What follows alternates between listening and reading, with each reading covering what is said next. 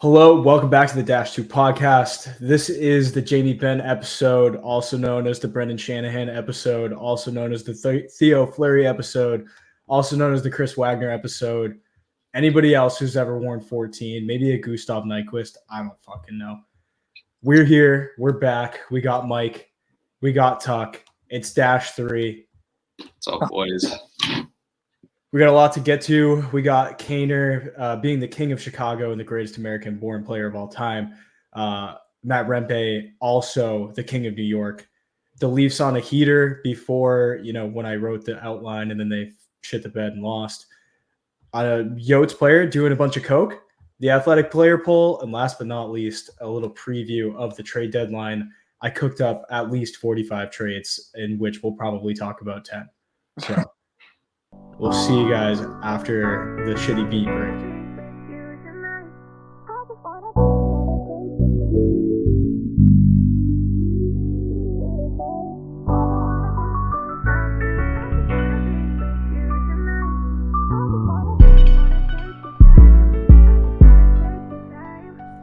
High energy off the rip. I'm just going to start naming like a bunch of players for every number that we come in with. I didn't think I could name a 14 besides Jamie Benn. Not gonna lie. Chris Wagner, that's it. That's it. I won't lie, I cheated a little bit. I Googled. That's okay.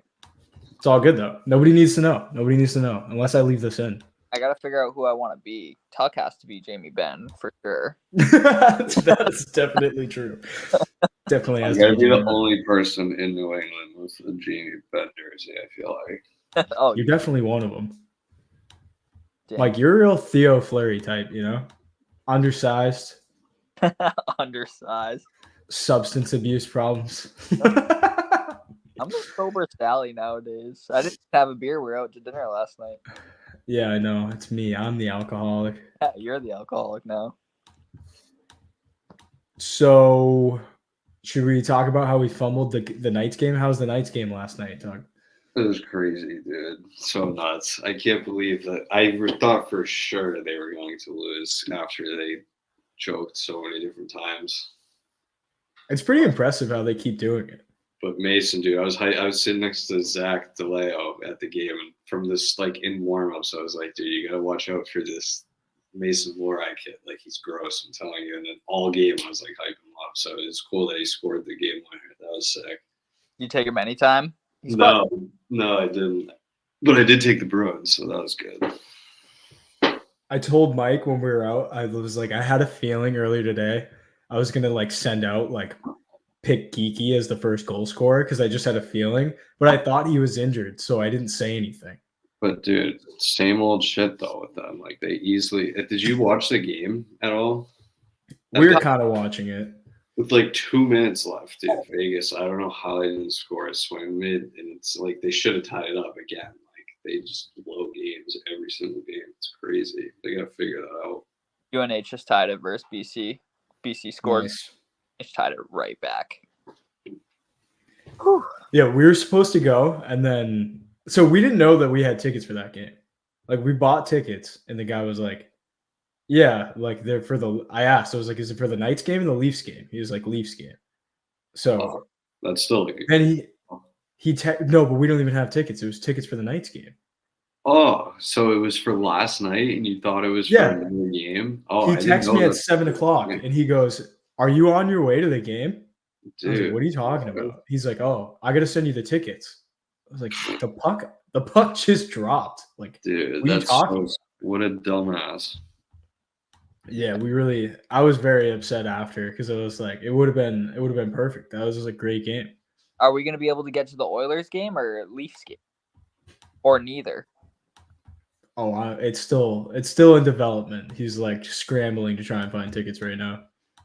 Jesus. Okay. We'll figure it out. You guys want to talk about Patrick Kane's little homecoming? Was it Sunday or was it Saturday? I think it was Sunday. I think it was on Sunday, yeah. That was nuts. Super cool. Double duty for Blackhawks fans. Chris Chelios getting his jersey retired. I think it's kind of weird they when did Kane sign with Detroit? They probably had that night scheduled for a while. Yes. Well, he played more, like Chelly played more seasons in Detroit than he did in Chicago. Yeah, I heard someone say that. That's crazy. I did not know that. Yeah, so they like was the natural thing to kind of just throw it on the night that they play Detroit, and then it just worked out That was that just that was insane. I can't believe he scored an OT. It was nuts. yeah, and like so while he was with so 15 seasons as a Blackhawk, 1,161 games played, 446 goals, which feels low, 779 assists for 1,225 points. The I didn't GOAT. play that many fucking games as a Hawk. That's just as a Hawk. 1,160 games. Well, Yeah, he played, I mean, only like 30 games with the Rangers last year, and then he's played like 40 this year with Detroit. So yeah, like 1,100 games pretty much with the Hawks. He That's got drafted in 2009? Like he's been around I for think he was 2000, 2008. Yeah. 8 or 9. So he's been around for a minute. but point per game NHL career. I know, over a point per game. It's so insane. So crazy. 9-time All-Star, 3 Stanley Cups, the Calder Rookie of the Year trophy, Conn Smythe winner, Art Ross winner, Hart winner, and a Ted Lindsay winner. Yeah, that's And I think the Art Ross, Hart, and Lindsay all came in 1 year, which is fucked. that's Hall of Fame material right there. Got to be the most decorated United States born player of all time. Yeah, and a silver medal. Yeah, If you want to count that. Probably won gold at World Juniors. Was he on a US won gold? I don't know. I don't think so. I have no idea, honestly.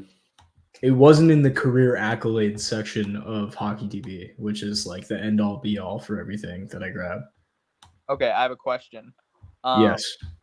In this tournament they're doing next year, does Patty Kane play for Team USA? Yeah, what kind of question is that? I don't know. I just feel like he doesn't look. He's a little. I feel like he'd be like the captain of it, honestly. Might not make the roster, like. No, I think if he's doing what he's doing now for that, I feel like he would honestly might be the captain for it. He's still a point per game. Well, he was the captain of the World Cup of Hockey USA team. Yeah. So I feel like they just give it to him again. I think he'll definitely be on. Yeah, it is crazy he's a point per game, but I definitely feel like he is like slowing down. I would agree. Yeah, like kind of, but he looks way better right now than he did when he was playing on the Rangers because he had that surgery. For sure. I think at least. I think he looks way better than he did last year. I think with like guys like, elite talents, it's more so just they still have the brain and like the hand-eye. So I feel like it never really goes away. And just like the experience, like he's been through so much and played in so many insane games. He's like scored Stanley Cup game winning. Yeah, literally. You couldn't have written like a better script for the home, like Showtime. Of course, he's gonna win it in OT in his first time back. People are saying that he might go back to Chicago too at the end of the year. I feel like he doesn't re-sign him. But I don't think that they would bring him in unless they were fully confident they were going to be able to re-sign him. Yeah. What, the Wings, you mean? Yeah, I don't think that they would give him a full like no move, all that shit. That's true. Maybe he just comes to Boston instead. That would be lovely. We'll just hold out hope. Kane and Pettersson. Where's 88? Yeah, I know. Pasta. The greatest Bruin of all time has to keep 88. Yeah. Yeah. I wonder what Kaner would go to. Dude, I have no idea. I couldn't picture it with another number. Yeah. I think he pioneered 88. Or Lindros. Yeah. But that's really it. That's the only other 88 I can think of. But back to the Chelly retirement, like that pretty much got overshadowed completely by Kaner. Yeah. But Chelios, 9 years in Chicago, came over in a trade for Serge Savard, went to Montreal, which eventually led to them winning the cup. And then Chicago gets Chelly.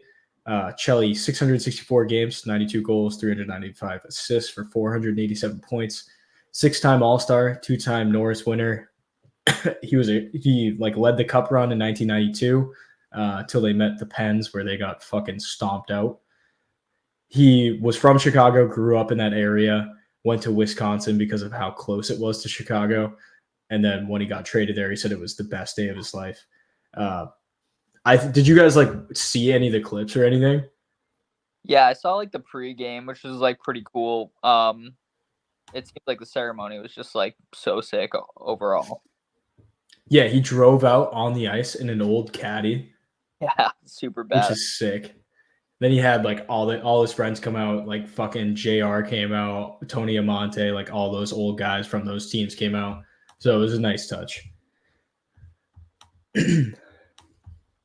We'll transition from the King of Chicago to the King of New York.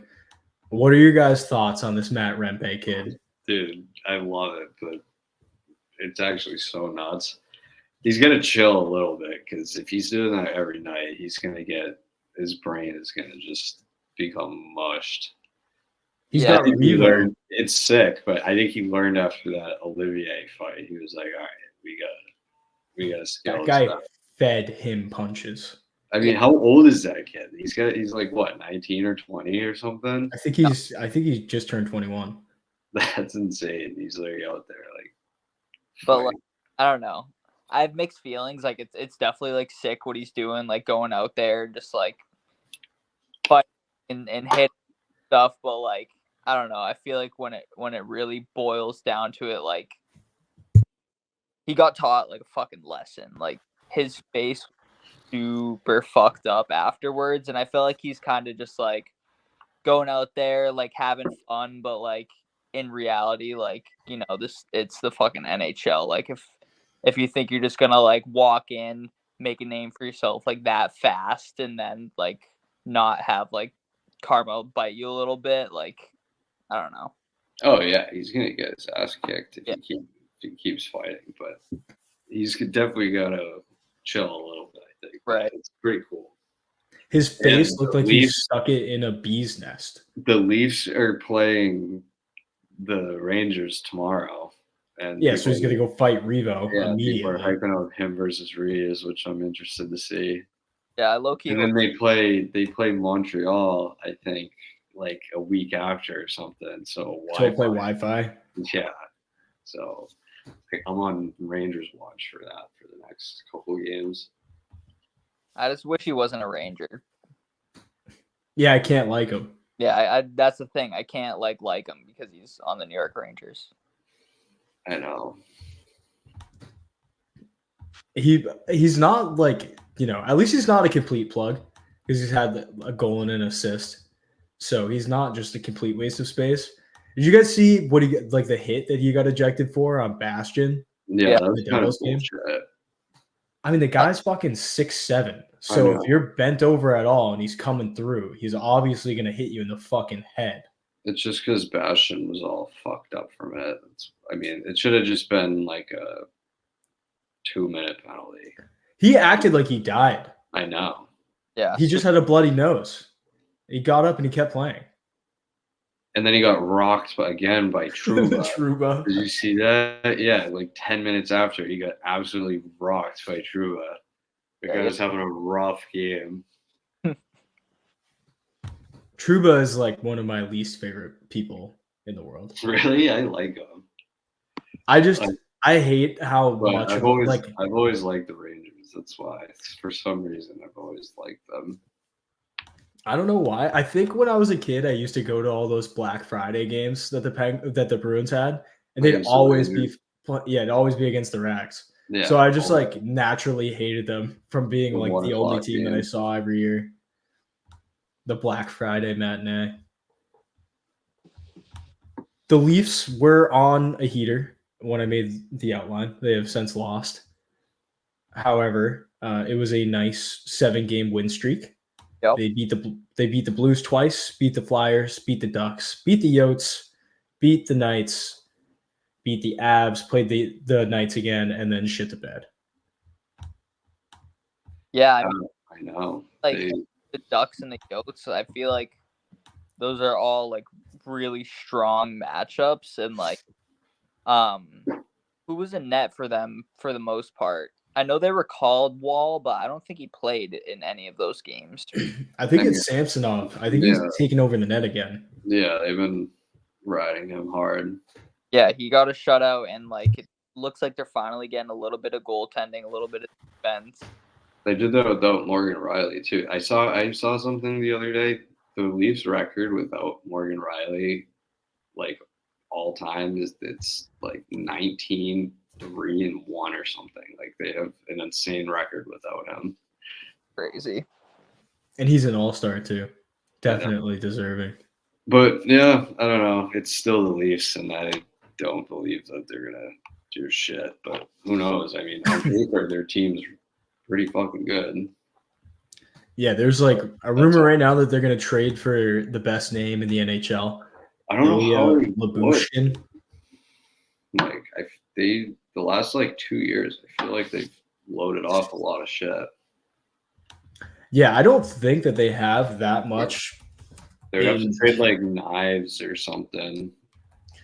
They have, because like Muzzin and what's his face, Klingberg just are dead. Yeah. They have that LTIR space. And did they have Matt Murray still? Yeah, he's LTIR too. So they're just yeah. So they have all that stuff. So they just have cap contracts. I think the other thing is too is like there's a couple of guys that are just making like $3 million. So if they can throw them into a trade along with whatever assets they have left, because they have their first this year, their first in 26, their third in this year, and the third in 26. But they have nothing until the 5th round in 2025, which is fucked. That's crazy. But yeah, I don't know. I feel like they're like low key a team that could go on a run, but it's just the Leafs. It's like the Red Sox for the like before they broke the fucking curse in 2004. Like they're just a team who doesn't win. So they're gonna have to beat the Bruins in the first round in order to do anything. If they beat the Bruins and if they play in the first round and they beat the Bruins, I think that would be the year that they at least make it to like the finals or something like that. They're so dude. It's literally like the NHL's top franchise, like out of the entire league. They're like the highest grossing team every single year, and they haven't won a cup in what, like it's like 70 years or something stupid, right? Oh yeah, it's pathetic. I think it's 1968. It was the last year that there was 6 teams in the league. And like every year, I mean, I guess back in the day it was the Habs more, but now definitely Toronto is like the highest. They're like the Cowboys of the Dallas Cowboys of the NHL. It's crazy. Absolutely. Imagine the last thing, go ahead. Whole lifetime. Be insane. What? Yeah, like if my parents were Leafs fans, they would have gone their entire life without winning a cup. Yeah, literally. Yeah. Same. Have they even made the finals since then? Yeah, I think they've got to at least made it at some point. I don't even think did the Oilers not beat them with Gretzky, or was that? No, they haven't made the Stanley Cup Finals since 1967.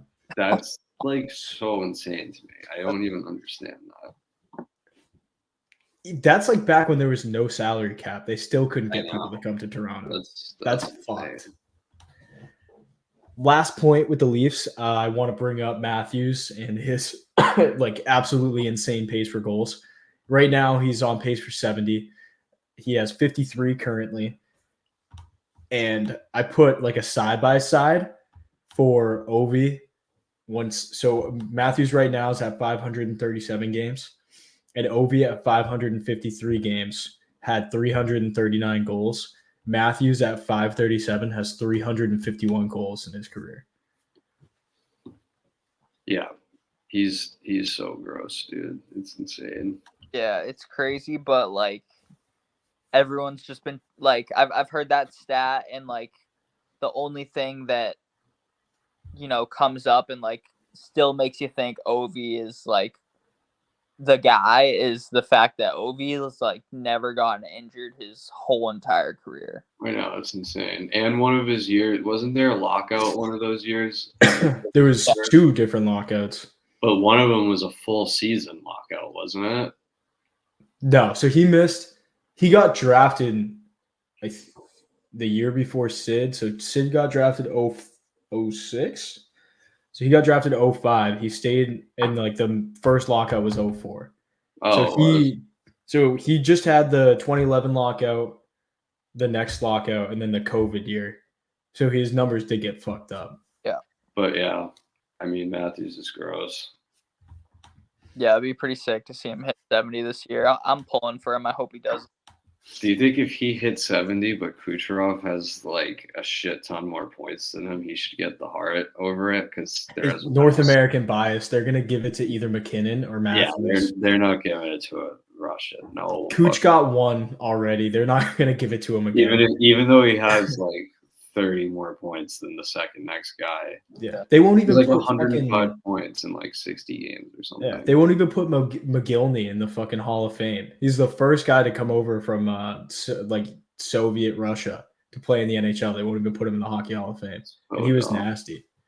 I don't get why they hate on the Russians so hard. I love Russian hockey players, which ties into the next shit. Yeah, so we got another Russian doing cocaine in the NHL.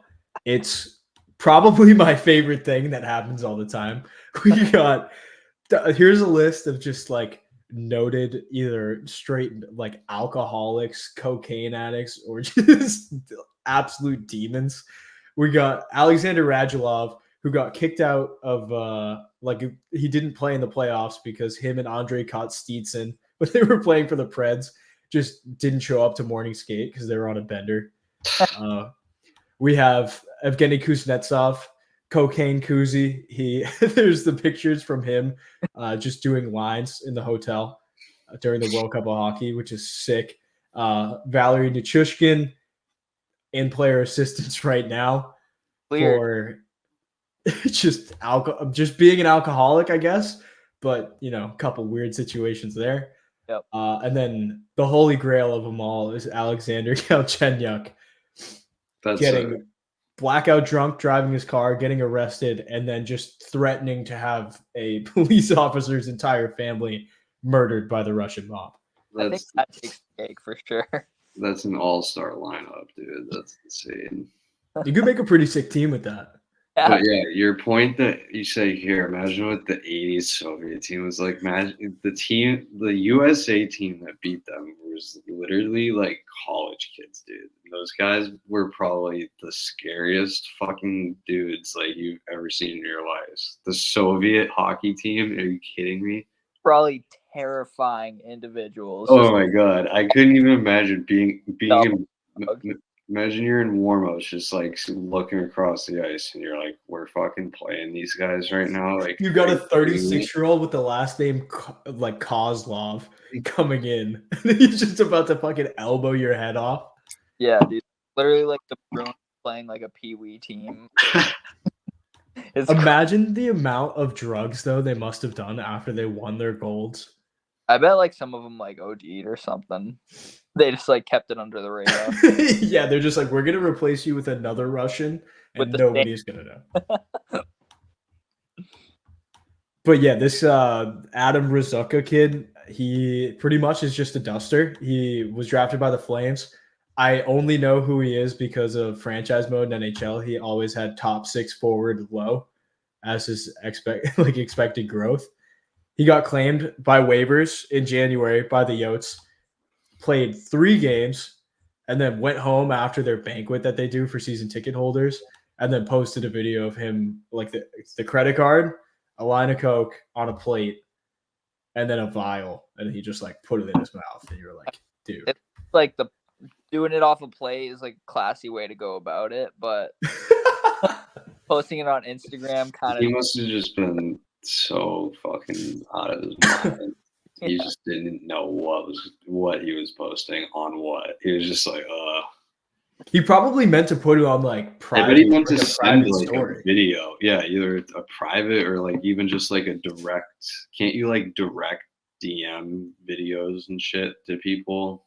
Yeah, to your buddies or Yeah. something. But you can also like put it on your story on like where you send it out, right? So he definitely Yeah. probably like just sent the whole, probably hit everyone on the list, and the story was one of them. Just blew up his whole. I think the best part though is him talking. Like his statement was that wasn't him.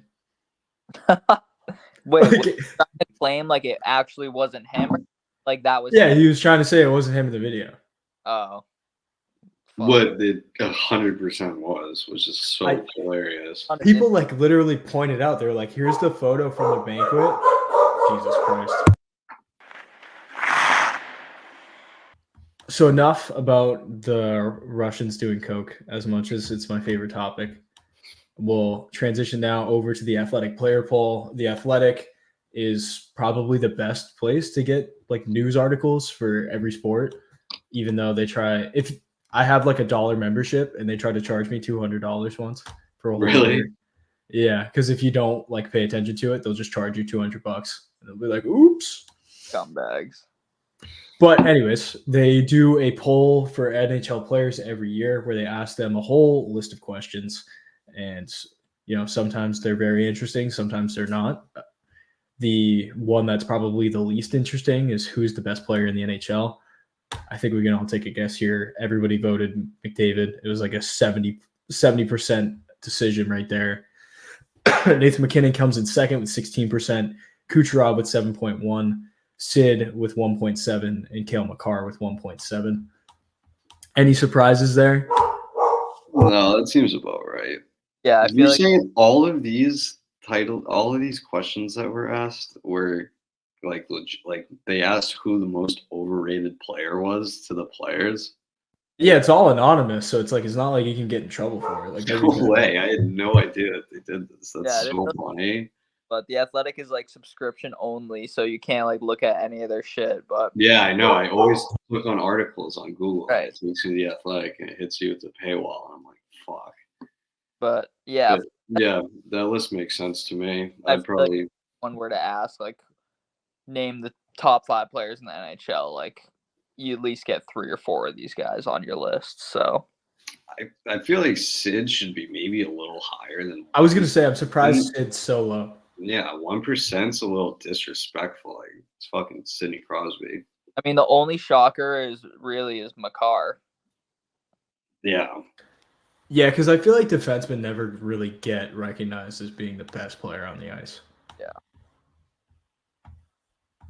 but yeah. Next category is going to be best goalie. Again, not a big surprise as to who comes in first. We got Vasi coming in number 1 with 44%, Connor Hellebuck number 2 with 15%, Thatcher Demko 7.7%, Ilya Sorokin with 7.7%, and then last it's Shesty with 6.6%. No Swayman, no Allmark. I'm kind of shocked because I feel like the media hypes up Sorokin and Shesterkin a lot. So much. And I'm kind of like shocked to see that the players actually agree that they're like top 5 goalies in the league. Aside from, Swayman, Allmark, Ottinger, I feel like, this list could be mixed and matched up in different ways. I think Vasi and Hellebuck are definitely 1 and 2, but then after that, like maybe Demko, yeah, at 3. Demko got like a 30-win season. So. Yeah, he's really good. But then after that, I would rather have Allmark or Swayman over Sorokin and Shesterkin every day of the week. Any day. I think the Demko thing's pretty weird. Just because I feel like this is his first like season where you'd be like, oh, holy shit. Yeah, it's a breakout year for sure. I don't know. I feel like he was pretty good. Like even when they were shit, like he was always like pretty solid. He was like Allmark when he played for Buffalo. True. He's good numbers, bad team. Yeah. Like the record shit, but the save percentage is good. Yeah, he just had a lot of losses because they fucking would score like 2 goals a game. Yeah. Mike, what'd you say? I feel like Broski should be on this list. Definitely. I didn't even think of that. Yeah, he's having a really good year. I feel like when you think about his struggles, though, like that probably takes away from people voting for him because he was shit for Florida for like the first half of his deal. Yeah. We will move on to another category centered around shit. So no, I fucked it up. I'm going to go to most overrated first because that's more exciting. Yep. So first place is other with 26.7%. So that means that, it's just a bunch of random guys that everybody was just like, fuck him in particular. Yeah. Zegras coming in as the number one most overrated player with 12.9%. I fucking love that. That is a lock. Yep. Darnell Nurse, 7.9%. Definitely another one that's true. Matthew Tkachuk with 6.9%. There's no way that that's true. People just probably fucking hate him because he's a rat to play against. So they're like, fuck this guy. Yep. And then Jason Robertson with 6.9%. He's kind of getting exposed this year with like his point percentage. So maybe he just, popped off last year and kind of dropped off this year. Yeah, I don't know. I feel like he's pretty solid still, though. I mean, as long as your team's winning. How many points does he have this year? Producing. I don't think that he's like close to a point per game, isn't he? If not a point per game, yeah. And he's like top 6, maybe like top 4, top 3, 4. He's tied for 23rd in points in the league. He's got 59 points, 62 games played. Yeah, I mean, last year it was a 100-point season. The year before that, I feel like those are just like other than Zegras. Zegras is obviously fucking overrated, but do a couple mishies and everybody jerks you off. No way Tkachuk is overrated. Like he's fucking so nasty. Yeah. Well, Andy's like doing everything all over the ice. That's what I mean. He's so good. He's productive defensively, offensively. Like you couldn't ask for him to do more. Right. And he pulls that team into everything they do.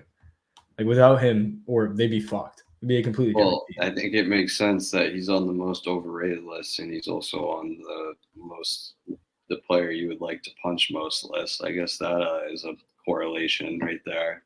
Yeah, well, speaks to how the Panthers play. So player you would like to punch, number one, I would agree with also, is Nick Cousins, 28.6%. He finally got punched in the face the other night. No, he didn't even, dude. Did you against the Sabres? Are you talking about? Well, he fought Anthony Mantha, and Mantha. I didn't see that. I was watching a game where he dies. Yes, dude. He dove literally so hard. Did you see that? Yeah. Yeah, it was nuts. It's insane. That guy is such a piece of shit. It's unbelievable. I like him. Immediately jumps up. Oh, me too. I like him, but he's like such a piece of shit. It's crazy. Yeah. Like he's what people think Marshy is. Like yeah. He's what Marshy used to be. Yeah, like if you could take like rookie year Marshy and take away all of the skill. Yeah, that's him. That's Nick Cousins, and then maybe a couple pounds. Yeah. Second place is other. Third place, Marshy with 14.9%. Pretty self-explanatory. Matthew Tkachuk, 7.5%, also self-explanatory. And then Matthew Bunting, 4.1%. He must be a cunt. Bunting? Yeah, he must be. Oh yeah. I was gonna say, let's take some guesses at who falls under the other category, because I have a couple maybe, but I don't know. I'm willing to bet people fucking want to destroy Zegras. I'm sure that he's on the list. Revo probably, because Revo is just not good. Yeah, probably. He's probably an asshole. Chirps a lot. Jamie Benn. Yeah. Yeah. I just think of that one clip where he just like slashes a dude. Drew Doughty. Doughty's a piece of shit. Yeah. Dude, he talks a lot of shit. Probably Brady Tkachuk too. Yeah, Brady. Brady is so ugly. He's so ugly. He's an ugly kid. Most overrated? Or no, most underrated. Fuck, I keep doing the wrong goddamn category. Barkov, again, most underrated guy in the league. Yep. 12.5%. I can't stress this enough. If everybody says you're the most underrated player in the league, you're probably not underrated anymore. They've been saying this for 10 fucking years. Yeah. Definitely. Sam Reinhart coming in second with 6%. Obviously, the points have popped off this year, so that's making sense. Yeah. Braden Point, 4.8%. I don't think he's underrated. No. And Mikko Rantanen with 4.2. Again, another guy that I think is good enough without McKinnon that people would probably just expect him to be good. Yeah, I agree. Favorite road city to play in: Vegas, 25%, New York, 23%, Montreal, 11%, Nashville, 6.6%, and Vancouver with 6%. I've been to every one of these cities, and I would say, if anything, I feel like Nashville should probably be a little bit higher. That place is fucking sick. But everything else makes sense. Yeah. I think Vancouver is a little bit of a shocker to me. I'm surprised. Like, I know that some of the teams in warmer areas aren't like as exciting, like San Jose and Anaheim. But I'm shocked those cities aren't there just because they seem like lively and like, oh shit, like we're going out west, like we're going to the beach, like LA too. I'm kind of surprised LA is not on there. Yeah, exactly. Or like Florida. I think because most of the league's Canadian, like it's probably nice to be in a Canadian city that, I don't know. Vancouver, like from being there, like everything around the arena is like the arena's placed in like a really good spot. And then the Gaslight District, which is kind of where everybody goes, is probably like one of the coolest areas I've been to in a city. Yeah, I would love And everybody goes there in the summer. So I'm sure that that's probably a part of it too. Yeah. Least favorite road city. Can we all take a guess at what number one is? Yeah, that's crazy. 41%. I can't believe they got Scheifele and Hellebuck to resign. And if you've spent your whole career in hell, why would you want to move? I want Is it really like that shitty? Like, is there just like nothing there? Is that the problem? Google Winnipeg right now. There's just nothing. It is the most depressing. The city's just like the hockey rink. Like, that's the only Well, it's thing. like negative 20 in gray every day. Yeah, fuck that. It's like right above Minnesota. Yeah, I mean, apparently Gary's going there this weekend. You know that he goes to like one every team. Yeah, every city. He's going to the Jets this weekend, I heard. Yeah, so he was saying that fans of Winnipeg don't have to worry about them moving the team, which is kind of what he's been saying for everybody. Like, I think they totally have to. If you're pulling they're having these ticket problems when they're like at the top of their division. Imagine if they were like a bottom 5 team, there'd be fucking no one at the game. Yeah.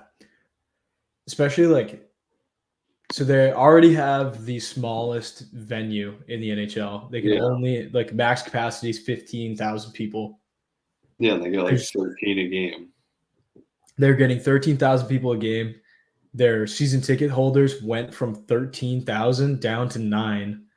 And like most NHL teams sell 50% of their tickets to like secondary distributors like Ticketmaster and all that shit.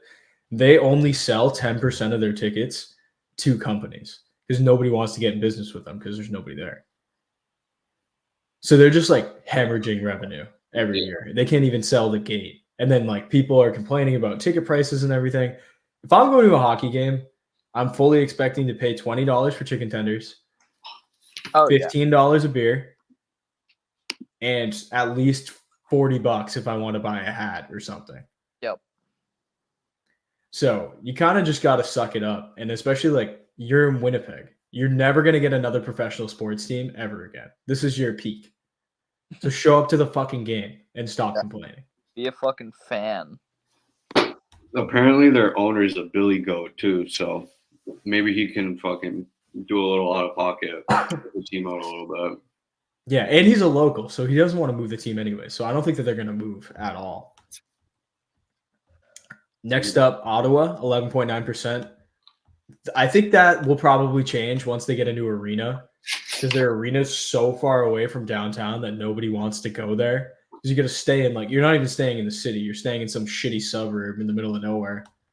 Yeah, I was kind of shocked to see Ottawa, but I didn't know that about the arena. I was like, well, that's Canada's capital. Like, I would expect it to be bumping. Yeah, so the arenas is like 45 minutes away. So it's like Foxborough, basically, when people are like, oh, Pats are in Boston. So it's just like 45 minutes away. Buffalo, 10.7%. Not surprised. Raleigh, North Carolina, 7.3%. No shit. I don't know. It looks like they always have like good fans like to show. I don't know what Raleigh's like as a city though. I think it's pretty small, but they do they have like tailgating parking for the arena. That's cool. So it's probably just something fun for locals to do, but like I couldn't imagine it's a real destination to go out. Yeah.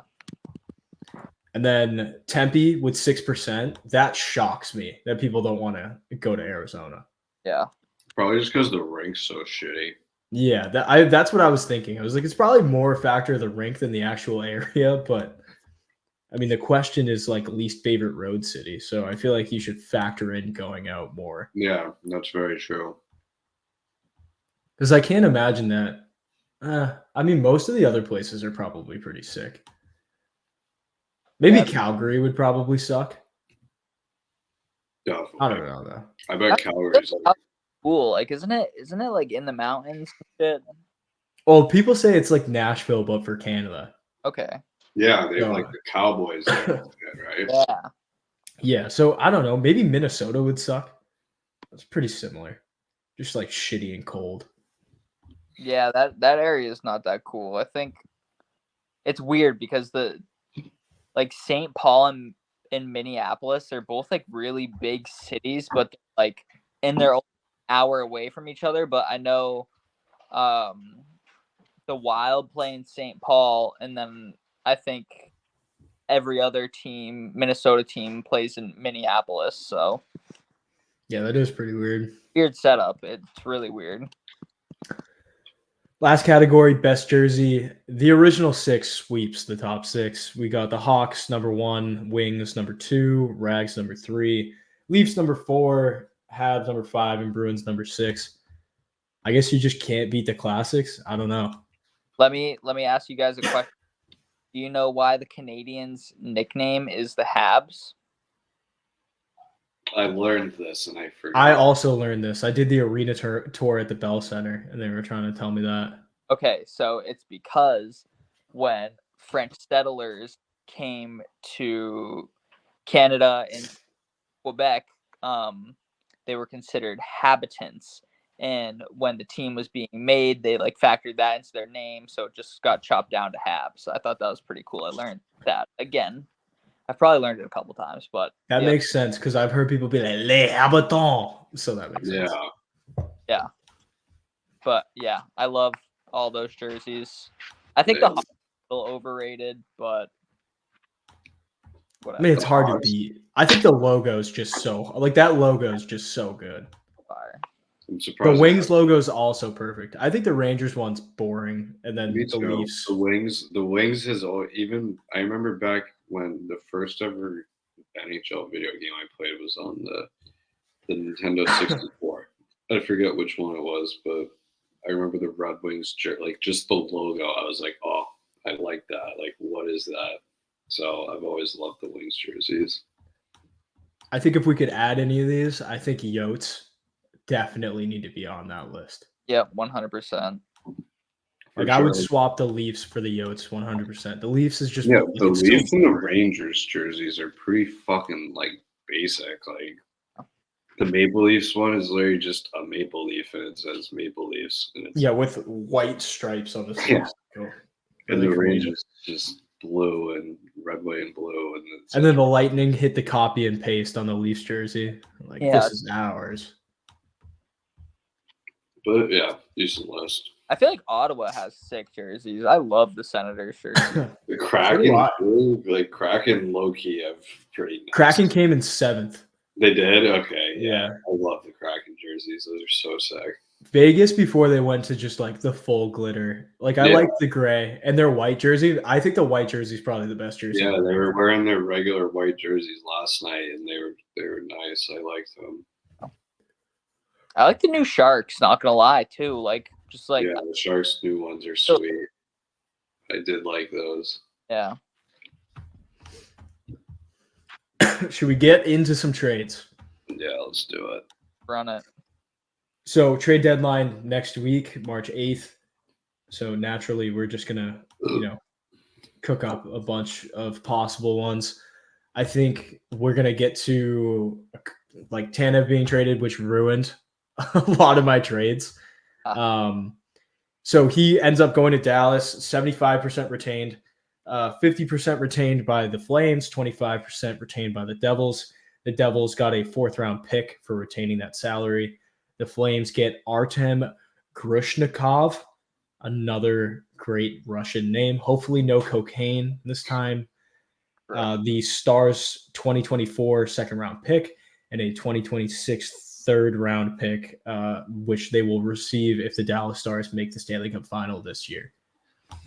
An interesting nugget that I learned today was that Artem Grushnikov kid that the Stars traded for Tanev in the 2021 draft, they drafted the Stankoven kid first, and then they drafted this guy with their next pick.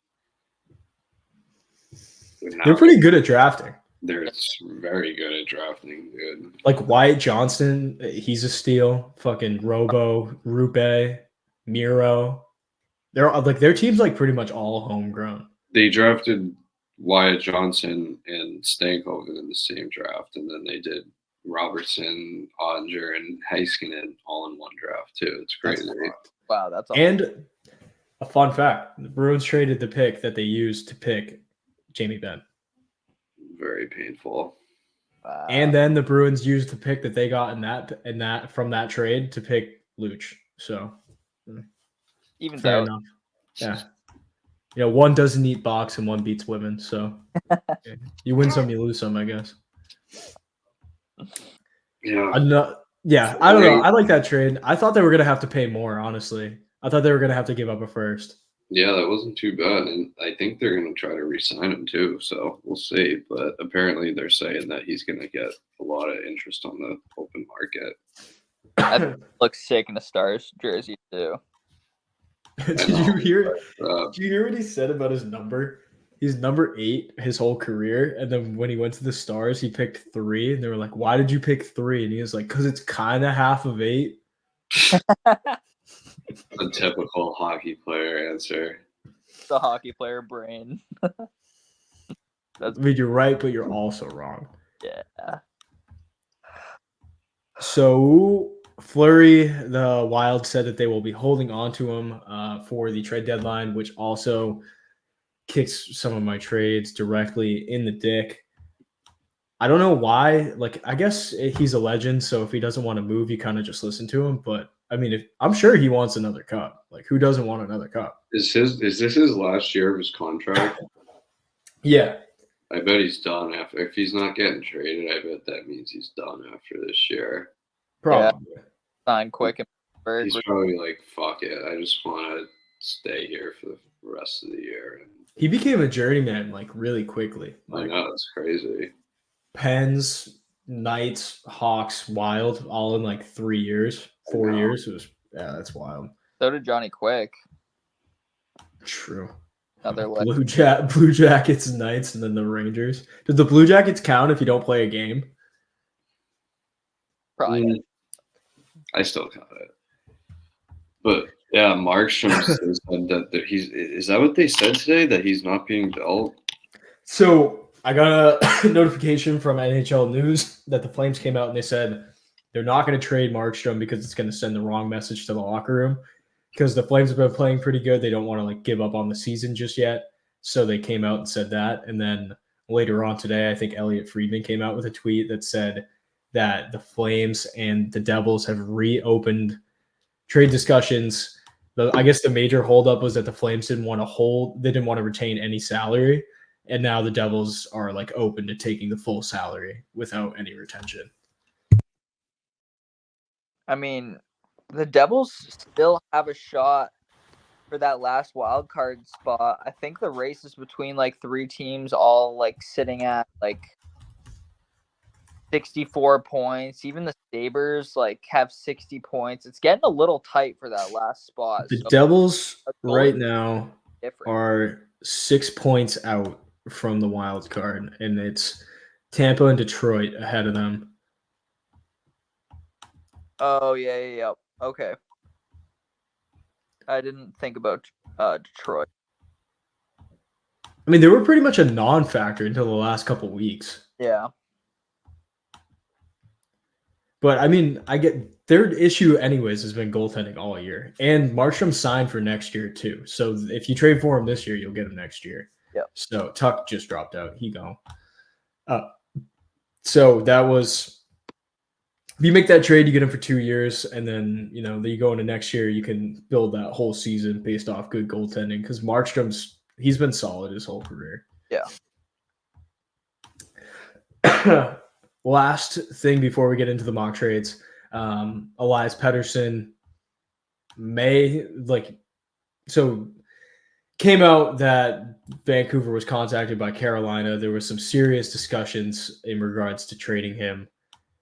I don't know what, like the Hurricanes have all their picks. They got a lot of young assets. They could like Seth Jarvis, Brett Pesce, who's a really good defenseman who's on an expiring deal.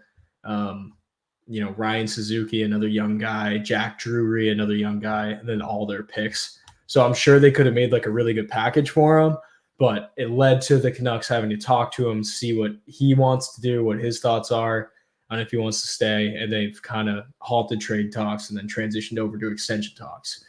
What are your thoughts, Mike? I just feel like it wouldn't make sense for Carolina to do this. I don't think they need him. I think they have the start that they need, and if anything, like get some help in net. I don't need anything up front. I mean, Pettersson's a good asset anywhere he goes, but I don't see him leaving Vancouver ever. Yeah, I do think that the Hurricanes need like a true superstar, because to me, like I will never think that Sebastian Aho is like a true number one, like you build your team around this guy kind of person.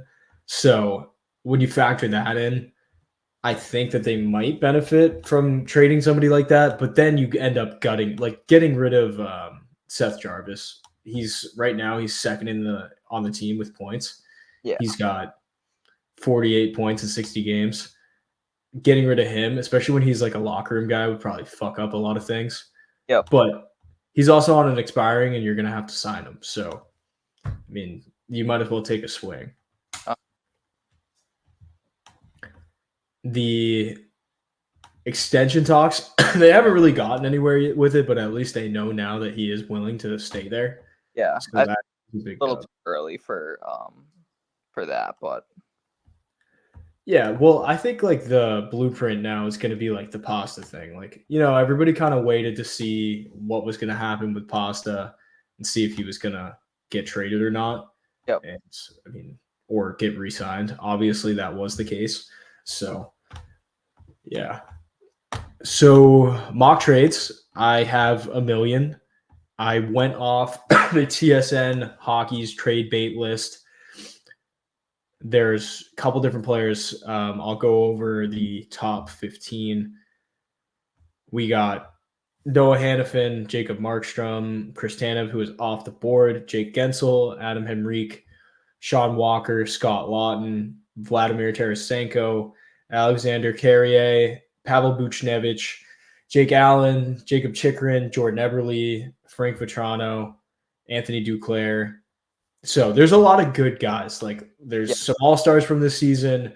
There's a lot of really good players that you can, if you do get them, you can make a pretty solid playoff push. So I think the real prize remaining out of everybody who's available, I would say, is Jacob Chikrin. He has solid two-way D-man, plays for Ottawa. He's kind of had a rough start while he's there.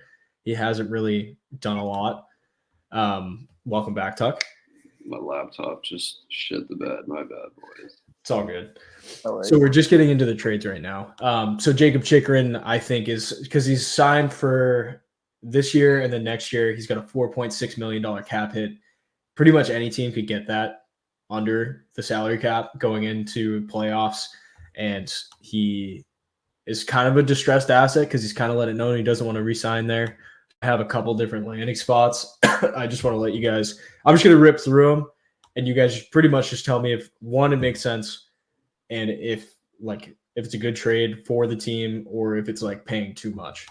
So first up, this is Jacob Chikrin to the Philadelphia Flyers.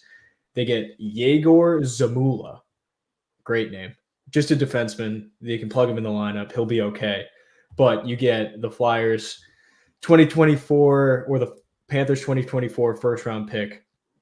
You get a 2025 second round pick from the Flyers, 2026 third round pick, and a 2024 fourth round pick.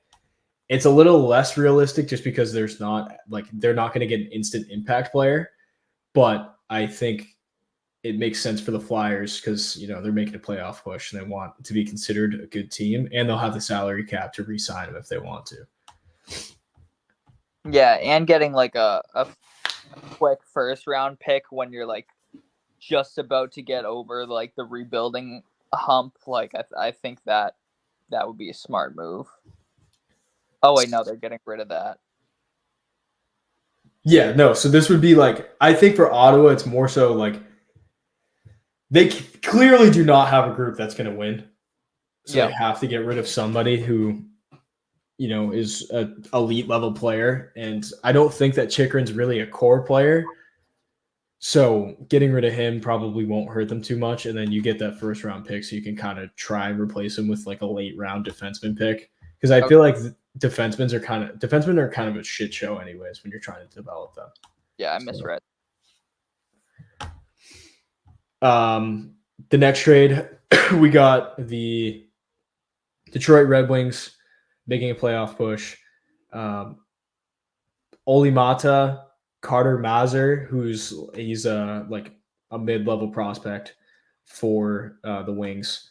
He's projected to be a middle six player with a lot of offensive upside. 2025 first round pick and a 2026 third round pick. Yeah, I think makes sense. I think the Wings makes more sense for a guy like Chikrin than Philly would, just because of where the Red Wings are at compared to Philly. Philly was kind of supposed to be bad this year, and all of a sudden they're good. But the Wings kind of are in that spot now where it's kind of time to make a move, and they're another team that can take on a contract like that and re-sign a guy like him. So I think that makes more sense. Yeah. I have Hanifin either going to Detroit, Tampa, or where else was the left? To New Jersey. But I think Chikrin too, definitely. My last Chikrin one, well, I got two more. So it's Edmonton. They trade Cody Ceci 2024 first and 2026 second. It's basically just salary dump. But, I mean, obviously they could use him. And then Tampa getting Chikrin, they just give up their 2026 first and Isaac Howard. I think that would be a home run for the Senators. Yeah, definitely. I think if Tampa can work, I think Tampa needs him the most, definitely. Hanifin, I have most likely going to Tampa. I don't know how they would make it work because they have no draft picks. And I mean, Isaac Howard's good. Is he their top prospect that they have? Yeah, he's their number one guy. Yeah, so. I mean, I feel like they can't make a move unless they get rid of him. Yeah. Because everybody's going to want him. They really need a left-handed defenseman because Sergeyev's out for the year, right? Probably. Yeah, he's going to be out for a year. So they really need to make a move, I think, unless they just say fuck this year. But I mean, they still have their core for the most part, so I can definitely see them trying to And that's something. They always figure something out. They're always one of those teams that always figures out how to make the move that they need to make. So yeah, definitely. For Hannafin, I literally have the same trade, just Isaac Howard and a first rounder for Hannafin. yeah, Just for because I think either one of those is very like something along those lines. I don't know if they can somehow manage to not give up Isaac Howard, but it'll be something along those lines of first and something. yeah, and then for the Devils, like they could give up Alexander Holtz, who they're like he's a skilled guy who's put up points in the AHL, and they're just stapling him on the fourth line. So realistically, like you're gonna halt his development. That's like the Bruins 101. You take a skilled player and stick him on the fourth line and ruin him. So if you can like package him and like a first rounder, you can get a Hannafin in there, kind of fill that Dougie space till Dougie gets back for playoffs. If you make it, I think that's a good move. I have one for LA too for them landing Hannafin. So you send out Alex Turcotte, Matt Roy, Arthur Kaliev, and a second round pick, and you get Noah Hannafin in exchange. You got to do like I don't know what they need to do, but they have to do something to get that team back on track. Yeah, Because they're all kinds of fucked up. And again, like Turcotte and Kaliev are playing like fourth line minutes, so you're just stunting their development. yeah, they got to do something. That would be a trade for me. Like if we could get Jake DeBrusk for Kaliev and Turcotte just straight up, I think I would do that in a second for the Bruins. Yeah. Me too. I also have so trading Jake DeBrusk. I have Jake DeBrusk, a third round pick for Riley Smith. He's had a pretty good year down in Pittsburgh. I feel like that makes a lot of sense for the Bruins. Yeah, I think Riley Smith regressed a bit, but Jake DeBrusk has regressed an insane amount, and like even then, like he still really hasn't been the player he was projected to be his whole entire career. Riley Smith has a Stanley Cup now, has played with some great talent in Pittsburgh and in Vegas. I think that would be a great. Familiar with the Bruins too. Played with the Bruins back in the day. And Right. DeBrusk's Bergie, Marshy, Smith line. Yeah. I mean, if you know that you're not going to re-sign DeBrusk, you might as well try to get something for him. Yeah, I really like that move. Yeah, another DeBrusk trade. I just really want to get rid of him. I'm so horny to do it. I have DeBrusk and Forbert and a fourth round pick. Bring in Anthony Duclair and Jan Ruda. Dude, I love that. That's a good trade. Yeah, that is a really good trade. Like Duclair, obviously, went on the playoff run last year with the Panthers. He's been solid now for a couple years with goal scoring and just like being a serviceable third line player. And then Jan Ruda, you replace you get rid of Forbert and all his mistakes. You get Ruda with all his experience from being like on those Lightning teams that won cups. Yep. I think that's like a home run move. Yeah, it really is a no-brainer. Undercover move I have for Vladimir Tarasenko. So he signed a 1 year with Ottawa. He likes Ottawa a lot, but if he's willing to move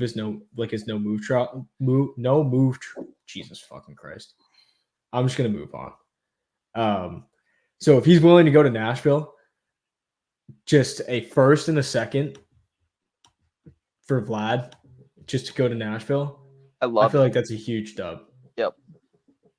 Nashville needs that. Needs like a little bit more top six scoring. Like they have a chance. Yeah, I mean, they're in that wild card spot right now. And don't really have a lot of competition behind them. They're sitting at 70 points.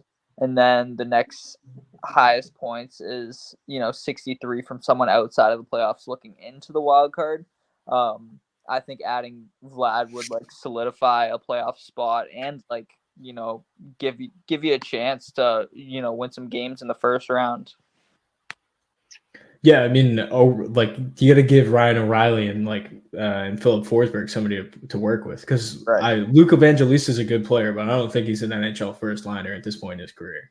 No, not yet, at least, but he will be.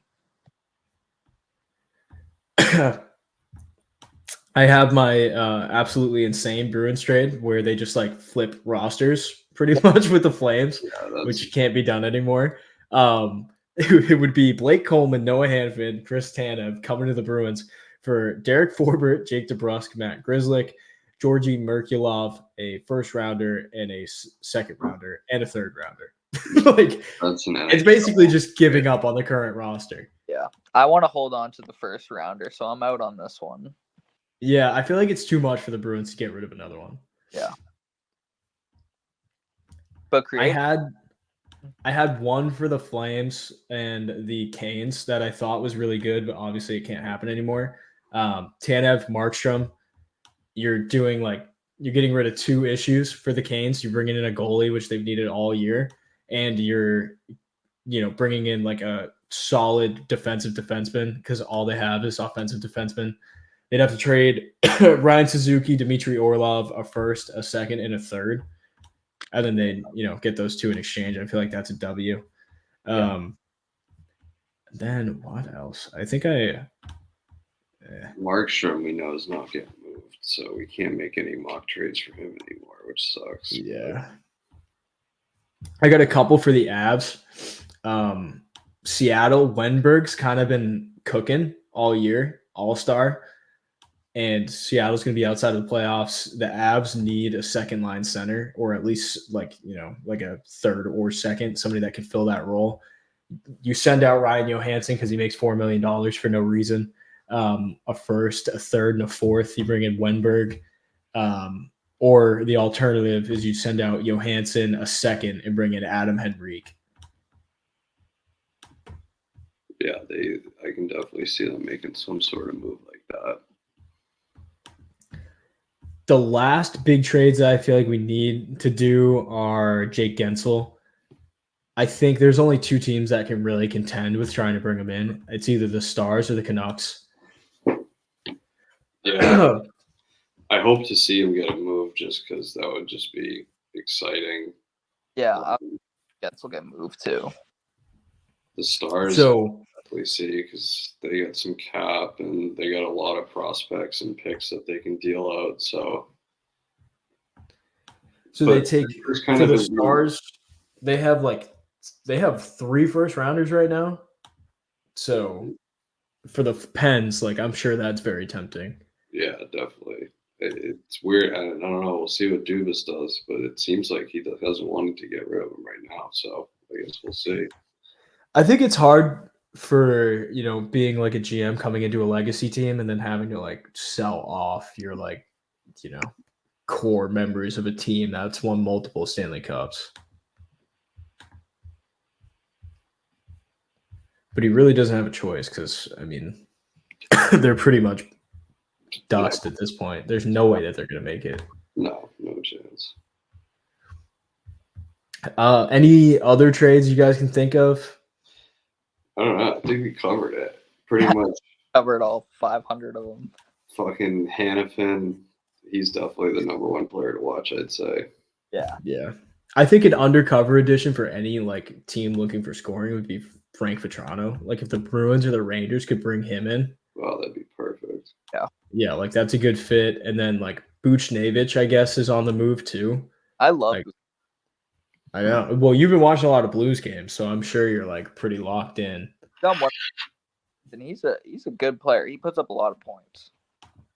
Yeah, that's another it's pretty much just anybody who can score, like Vetrano, Tarasenko, and Buchnevich are the 3 wings that should be moved. Yeah. But I guess that's all we got. Anything else to add in? No, covered a lot this epi. BC just scored 3-2. Eagles. Yeah. Are we in the third? 8 minutes left in the third. Yeah. I'm going to throw that on now. Yeah, good time to lock in. Great episode. Everybody, follow our shit. If you don't, I hate you. If you don't buy a hat, I also hate you. I got 15. I need to get rid of them all. Buy a hat. Yeah, buy a hat. DM me. I'll give it to you for the low. What else? Subscribe to the YouTube. Follow on TikTok, even though I haven't posted in 2 weeks because I'm lazy fuck. What else? Instagram, I guess. You know what? Follow Logan Frank. Shout out Connor Bedard himself. Yeah. Our boy. This one's for Jamie Ben. Thanks for not eating pussy. You're a legend. You're the man. Nobody wears 14 like you. Who else we got? Shout out Mason Lorai. Yeah. You're the fucking tits. You're the future Shout of out this franchise. Mason. Shout out Logan Frank. See you Yeah, that's next all we got. episode. Oh, See you Matt, later. base pump shot by Ryan Reeves.